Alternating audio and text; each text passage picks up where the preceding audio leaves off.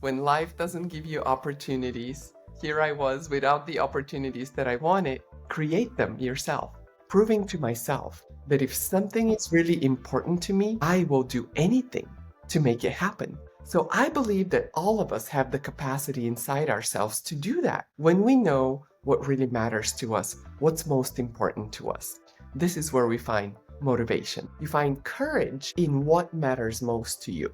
You have to know why something is important to you. This is the birthplace of purpose, of motivation, of courage. Hello, everyone, and welcome back to the podcast. My name is Stephanie Marie, and I'm on a mission to spread hope, sharing people's stories to encourage, inspire, and empower you.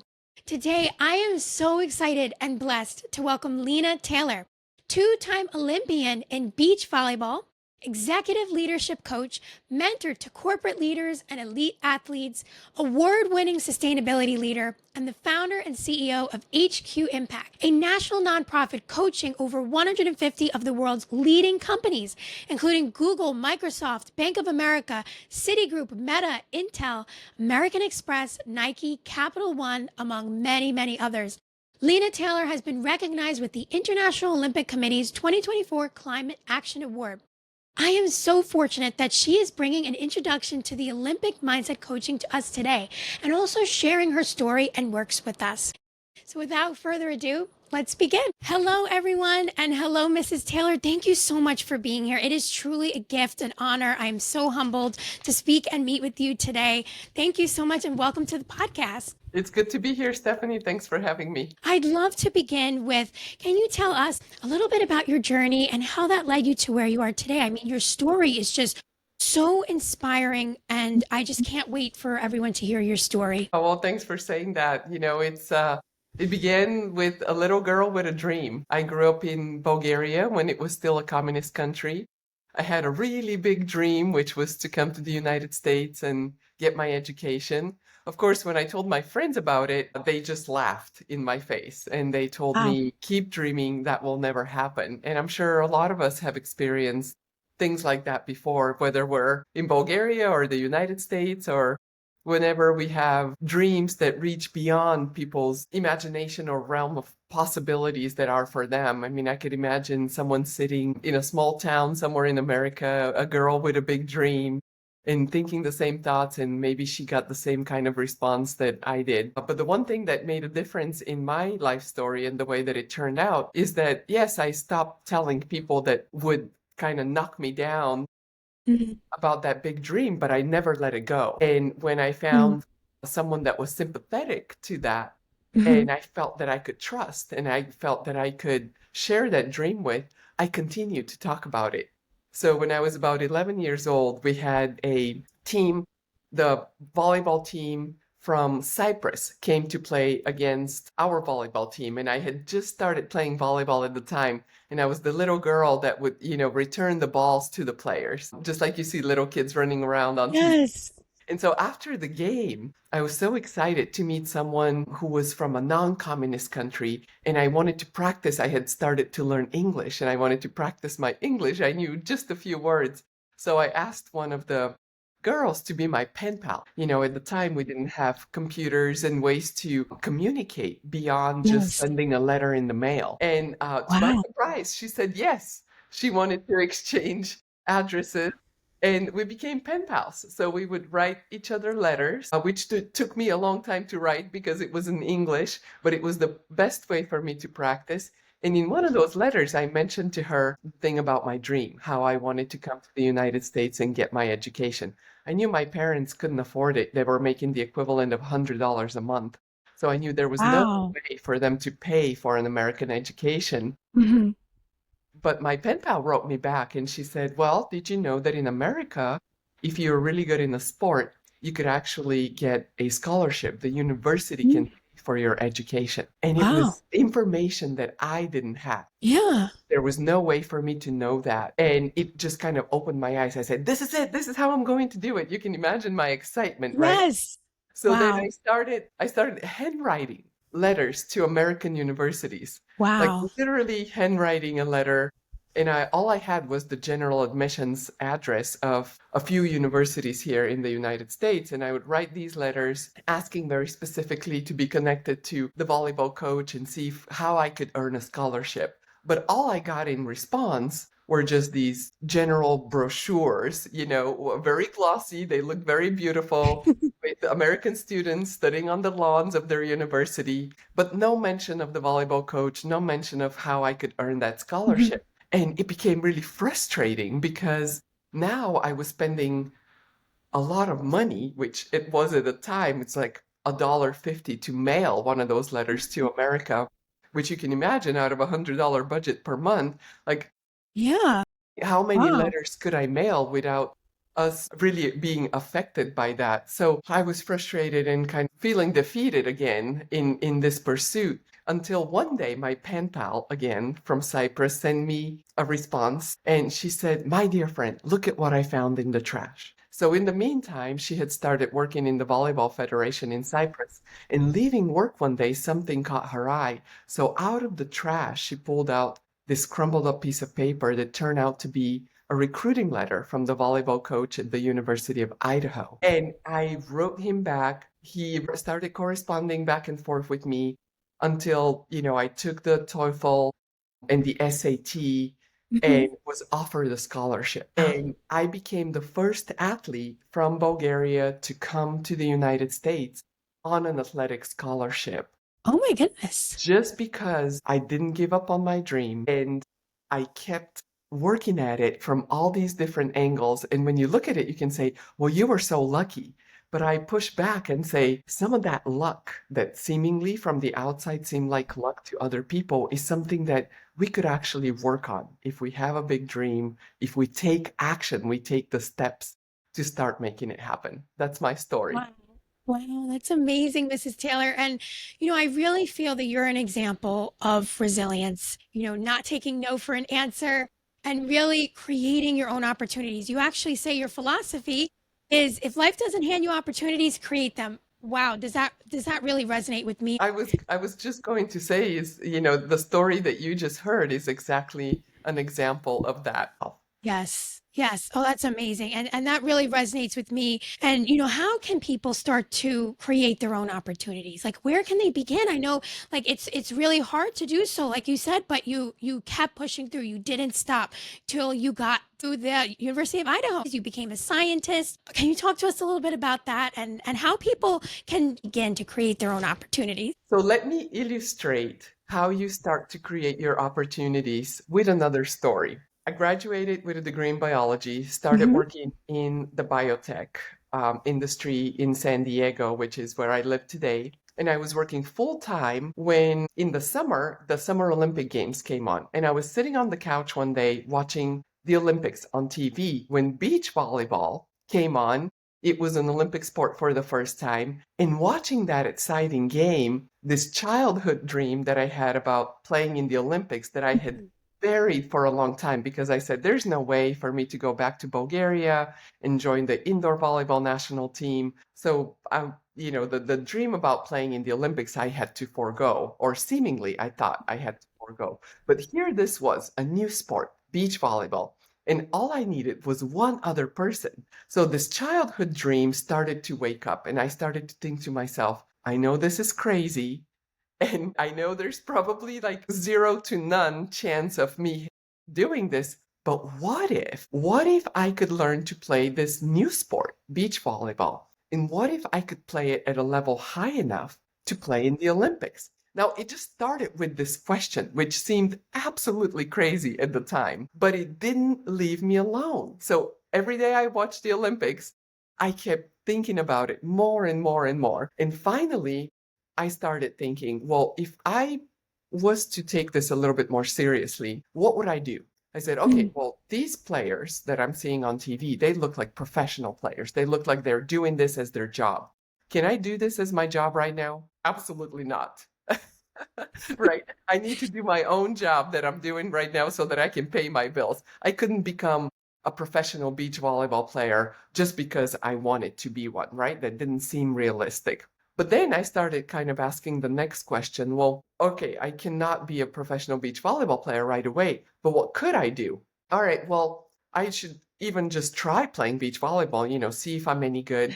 Okay, I could possibly do that, but could I do that right away? Probably not, because I didn't even know too many people that were playing beach volleyball at the time. I didn't Yes. have a beach volleyball. I didn't have even a bathing suit at the time. Oh, But I really? started thinking to myself, well, what is something I could do today that would kind of Mm. help me see what it would feel like to start walking on that path? And just by walking myself back from that crazy dream and then bringing it into my reality, into my living room, into where I was today, the only thing that was available to me that day was to actually get up off the couch and go in the sand and just run in the sand and Mm. see what it feels like to move in the sand. So that's an example of what anyone can do. Take a situation that seems completely out of your hands, a crazy dream. You want to be an entrepreneur, you want to pursue something that seems so big and so impossible at the time, and then start walking yourself back from Mm. that story, bringing into your reality, and ask yourself a simple question. Okay, I know I can't go all the way there, but what is something I can do right now, today, that could take me just one step closer in the direction that I want to go? So, this is a very practical question that puts that situation that's so big and intangible right at your fingertips, starting where you are today. Wow.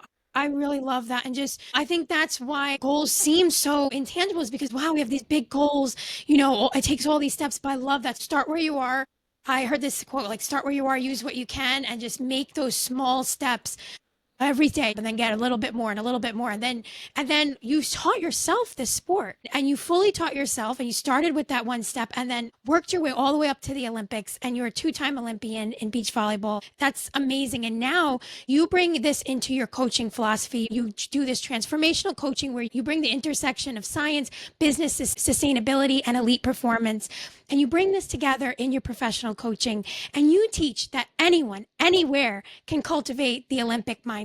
I'm truly fascinated by this, how anyone listening in their career, in their sport, academics, in their business life, they can integrate this Olympic mindset. So can you talk to us a little bit about this today and how people can get started cultivating this mindset? When we think about an Olympic mindset, you think about Mhm. Olympians of having a strong sense of mission. Mhm. So that is something that, again, doesn't depend on our circumstances or people outside of us, but it really begins with introspection of asking yourself the question, what is important to you? What do you really care about? What is something that lights you up? It gives you energy. And by looking inward and not necessarily at the world around you, which we're constantly bombarded with information about, oh, you should wear this, or you should have that, or this is the kind of career that you want for yourself. I think it really begins with a more thoughtful approach on what is important to you personally.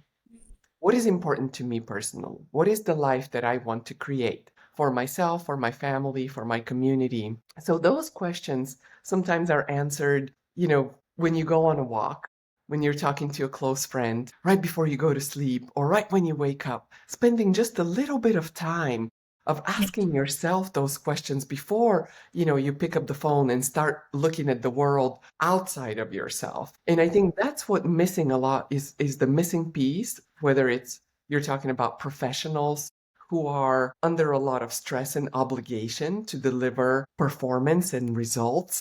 When you talk about students who have already taken a path, and a lot of times it doesn't feel like the path they're taking is even their path that they're walking on. So I think remembering this sense of who are you as a person in this world? What are you trying to bring through your dreams, through your effort, through the hard work that you're willing to put into something? Starting there with developing your own sense of mission, just like what you see in an Olympian is you see that sense of mission and purpose, and then you're willing to make the sacrifices. Yes, when you feel that you're on your path, on your mission, then you're willing to go harder. You're willing to take the steps that nobody else is willing to take. then you're willing to make more sacrifices. Do you see how those two are connected? And I I think, really am. I yeah, love that. And I feel like today, and especially people in my generation, and with the media and all these outside noises, it's so easy to succumb to those like external validation. And I feel that like exactly what you're saying. I feel like discipline also. Like when I see you and when I hear the stories of Olympic athletes like yourself, I think of discipline. Like it really takes such a high level of discipline and also self motivation, and that's what you've done.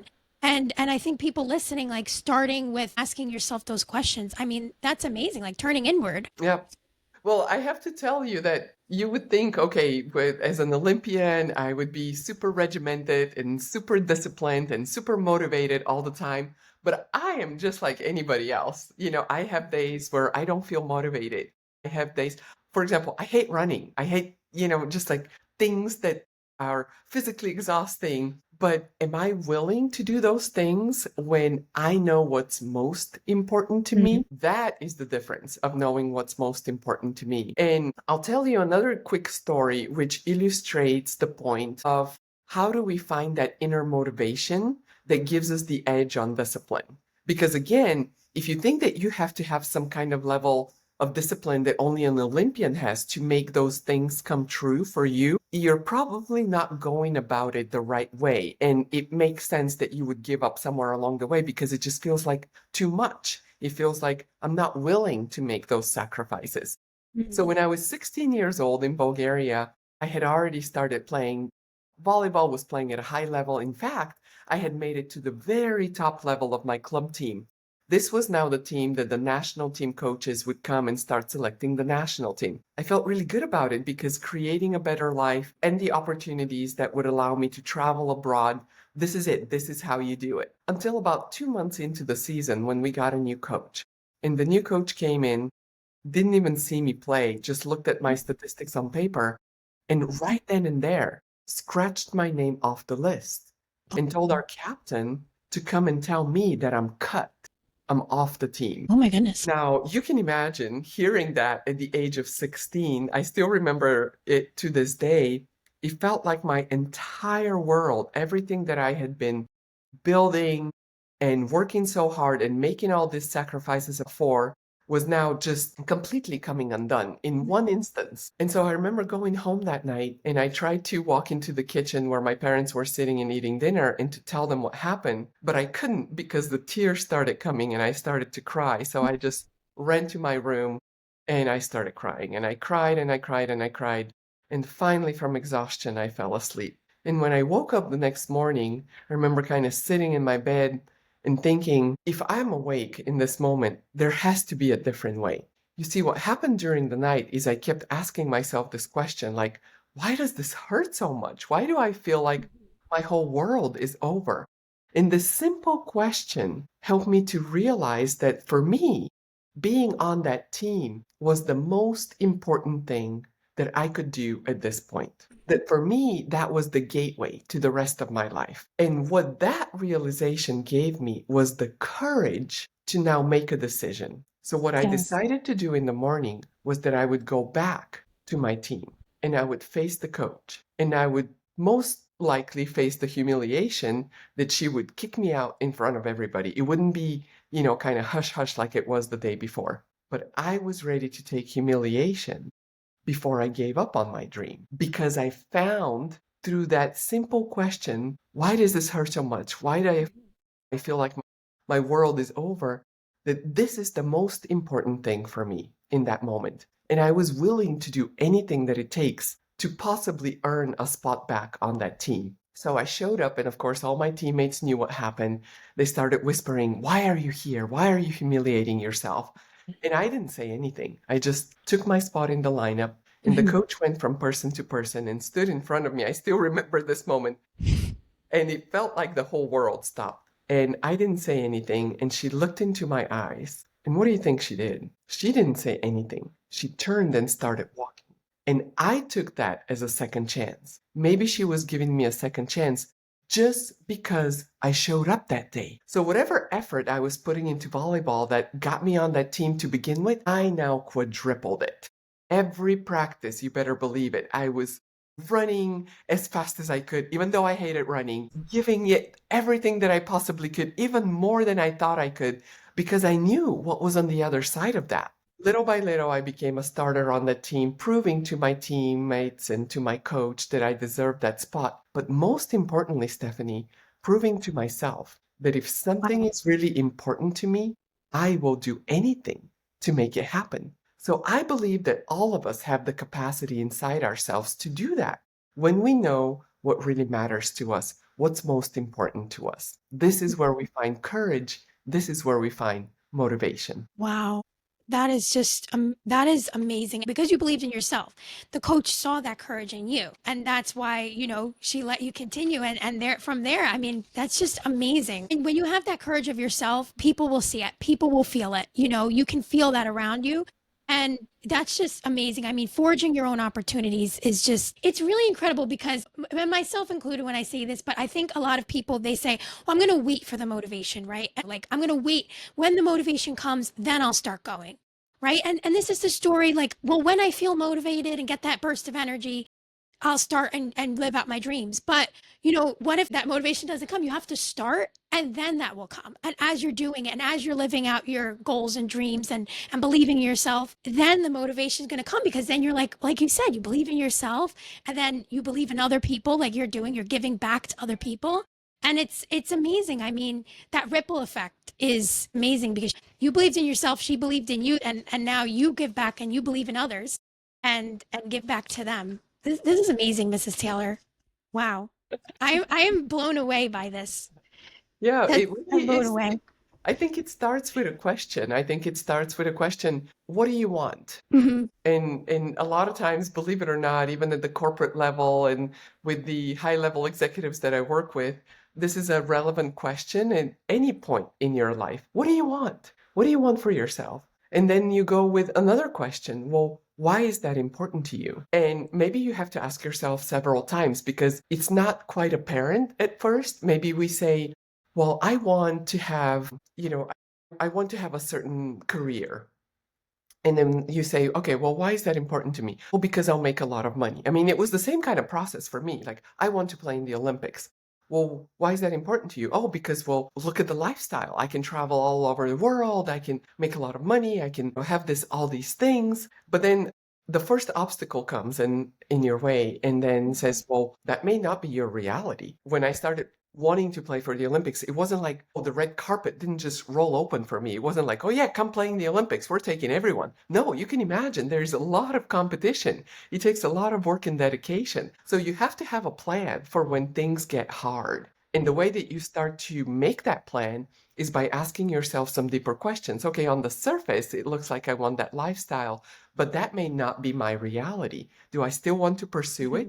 I may have to invest a lot of time, a lot of money, a lot of effort into pursuing this dream. Do I still want to do it? And if the answer is yes, then you ask yourself again, well, why is that important to you? I had to do that. And what I came to realize is that to me, the Olympics not only represented a successful life, represented a life that was on my terms, a life that was not dictated to me by the outside circumstances, a life that what I got to experience depended on how hard I worked at something and not on some invisible rules that would continue to change. So that inquiry is really important. And this is what the coaching process allows us to have. Yes. So asking those kind of big questions and then being able to say sometimes, well, I don't know. Let me think about that. Let me talk to someone. Let me talk to people that have done it. Let me get a different perspective. Wow, that's amazing. And through your nonprofit organization, HQImpact, you really talk about your passions being centered on people, purpose, and planet. And can you talk to us a little bit about that and also about the work that you're doing with HQImpact? You founded Close the Gap Leadership and you created the Close Method, CLOSE, Close Method. And you help people transform their vision into reality and step into leadership. From Fortune 500 companies to climate pioneers, you've helped people to lead through change. Can you talk to us a little bit about the close method and also how people can find their purpose? Yeah, great question. So, looking back on my life and looking back on my experiences, I asked myself the question, those were some big dreams, wanting to Mhm. come to America from a small country without much resources, wanting to play in the Olympics in a sport that I didn't start playing until I was in my 20s, and making it happen. What were the steps that I took that allowed me to make some of these seemingly impossible things into my reality? And I understood that the first step in the process is having clarity. And this is what the Mm. C stands for in the close method. So having clarity about what is it that you want, why is it important to you? And then being clear on what are your guiding values? How are you going to make decisions along the way? And the purpose, it's that deeper why. Why does it matter? Why does it matter to you? Who are the people that believe in you? Who are the people that depend on you? How do you shape the world around you with that vision that you have?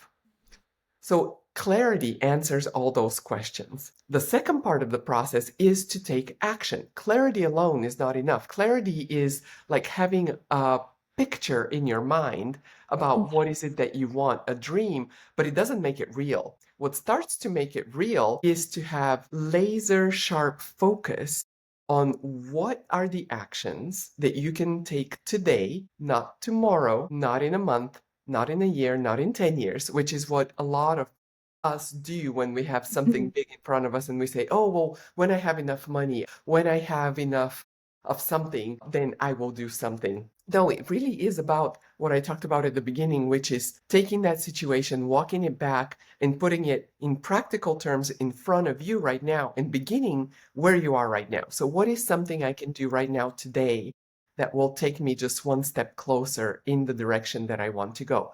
This is what laser sharp focus is. It's about the strategy of the action steps that you're taking. And then, of course, the obstacles that come along the way. So, this is what the O stands for. How do we turn these obstacles into opportunities? And this is where I talk about resilience. And you very rightly mentioned resilience as being a defining trait. Resilience is the capacity to recover quickly from difficulties.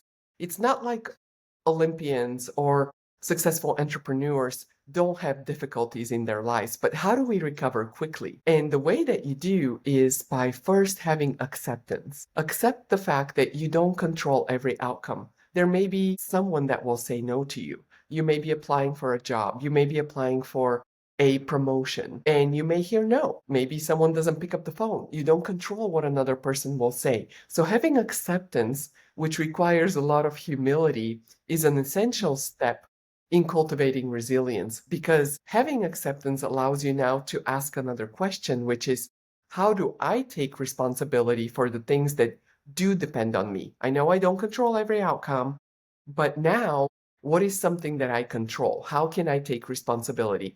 And we have to be honest with ourselves in this situation. Am I doing everything that I can that's within my control? Being honest.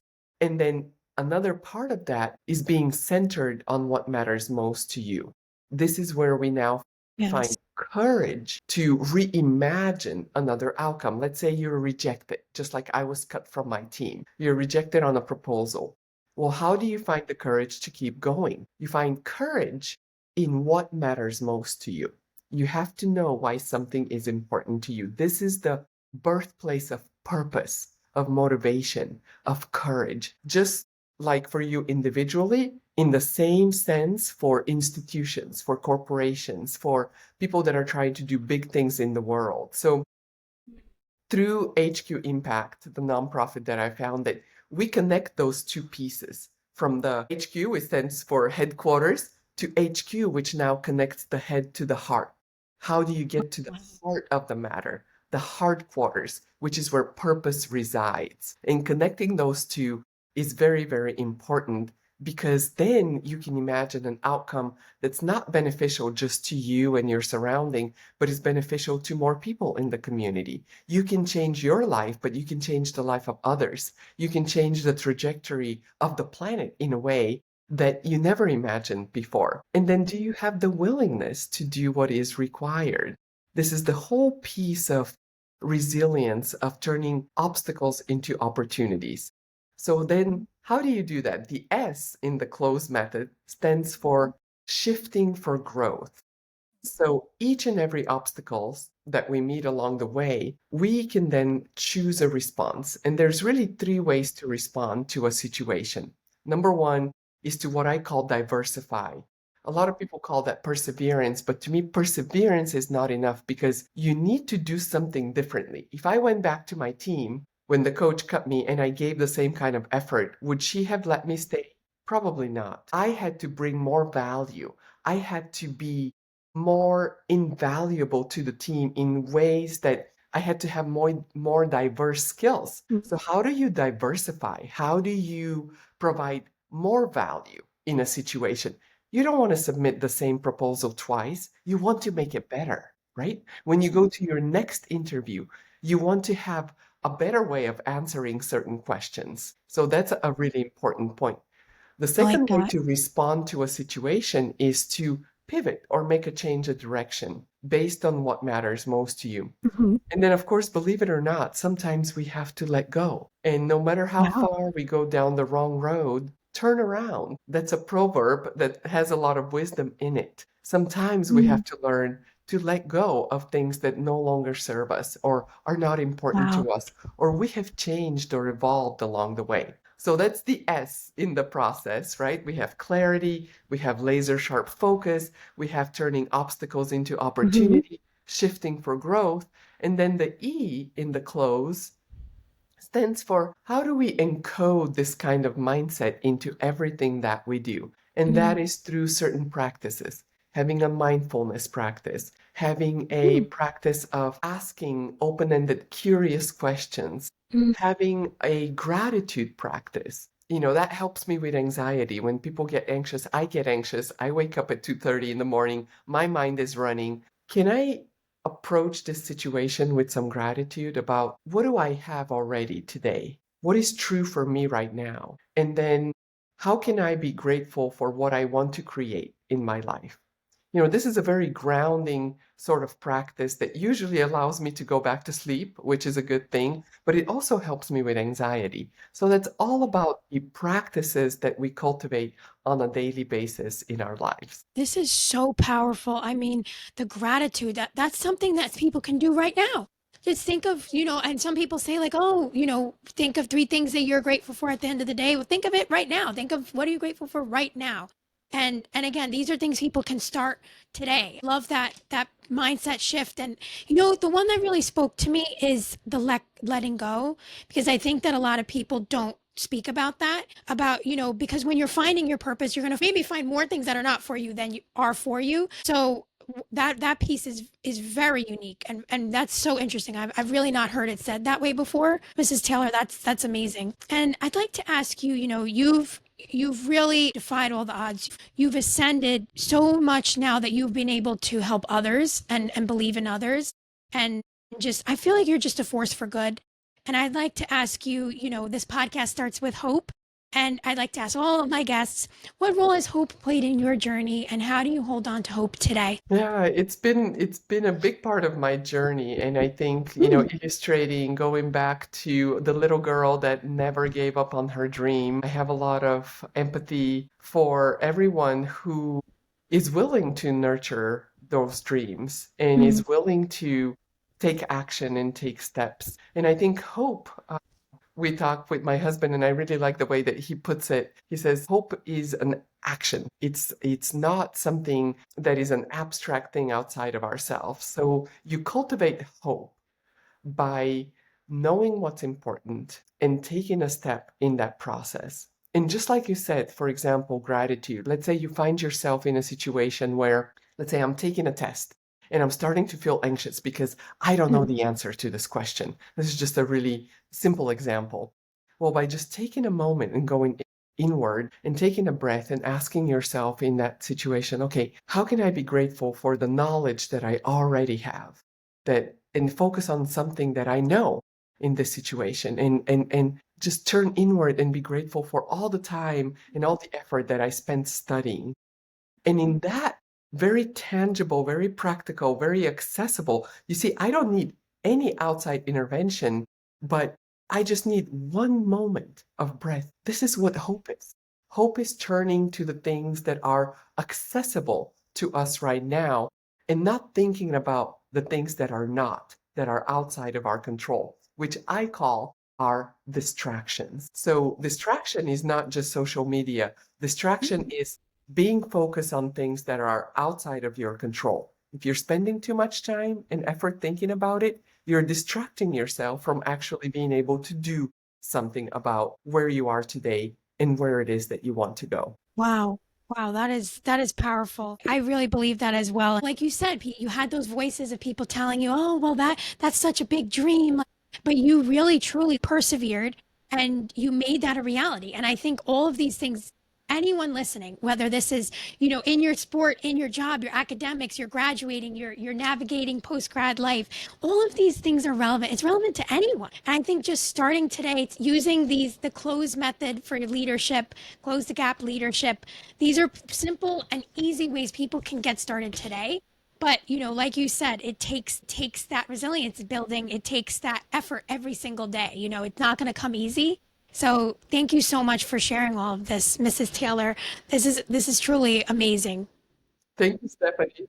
I really learned so much. I think you ask very good questions. I'm really excited to bring this to life, and I can't wait to see it. I would love to hear what resonated with them from Yeah. this conversation. So if there was just one thing that people are taking away, if they could put it in the comments or start a conversation and just talk back to us, what is one thing that resonated with you that you can put into practice right away? I would love to hear from people. I'll start. I think like for me, I love the piece about finding your purpose that you talked about, because I know that that's a big barrier for people. Like, what is my purpose? And a lot of people, especially like college students, me just coming out of college, that's something I face. Like, well, what is my purpose? What do I want to do? So I think I really resonate with everything that you about diversifying your strategy, about, taking that step each day. Like, I love how you said you just started with getting your feet in the sand. And it's not going to be about, oh, am I motivated today? It's about starting today and the gratitude and all of these things. I mean, it all resonates with me. It's hard to pick one, but I would say those pieces, and about the when it's time, you feel that it's time to let certain things go, because that's going to let you find other things. That's going to let you find your purpose. So I love this. That's my favorite piece. So I'm excited to hear what everyone else's favorite part was today. So thank you so much. I just want to say, Mrs. Taylor, you bring, such humility. Like, I can sense, you're so genuine, you're so authentic, and you bring that into your leadership. You are a strength. You bring your strength and give that to other people as well, and be their strength. So resilience is the word that comes to mind when I think of you and your life story you shared with me. Thank you for sharing with me and all of us listening. But resilience is what's sticking out to me, and I can't wait to hear how people put this into practice. I learned so much. Thank you. Thank you, Stephanie. Looking forward. If this message has resonated with you, please be sure to like, share, subscribe for weekly episodes, and click the bell so you get notified when I release a new episode. And leave a comment down below letting us know what has been your favorite piece of advice that Mrs. Taylor has shared with us today. Thank you for listening, and have a fabulous day.